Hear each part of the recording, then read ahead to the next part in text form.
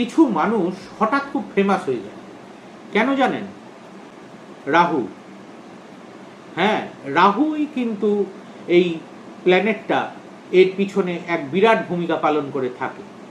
অর্থাৎ রাহু আপনি বলতে পারেন ইলিউশন, সাডেন সাকসেস, আপনার ফেম, নেম, লাইমলাইটে আসা, বিভিন্ন রকমের পিছনে কিন্তু রাহু। এবং যারা ধরুন ভালো পলিটিক্সে আছে বা অ্যাক্টর, অ্যাক্ট্রেস, বিভিন্ন নেম ফেমে একদম লাইমলাইটে ভালোভাবে আছে, তাদের পিছনেও রাহু, সান এগুলোর অবদান কিন্তু প্রচণ্ডভাবে স্ট্রংভাবে আছে।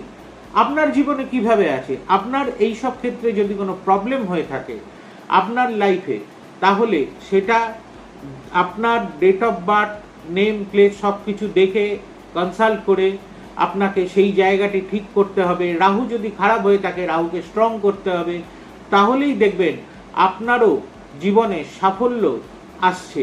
এবং রাহু যদি খারাপ থাকে তাহলে আপনার যতটা আসবে ততটা চলেও যেতে পারে, সেই জায়গাটাও ঠিক করতে হবে যাতে আসে কিন্তু সেটা আবার ব্যাক করে না চলে যায়। যতটা এলো তার ডবল বেরিয়ে গেল, তাহলে তো লাভ নেই। এই জন্য আমার সাথে কনসাল্ট করুন, কনসাল্ট করে জীবনের সঠিক সমাধানটি বেছে নিন।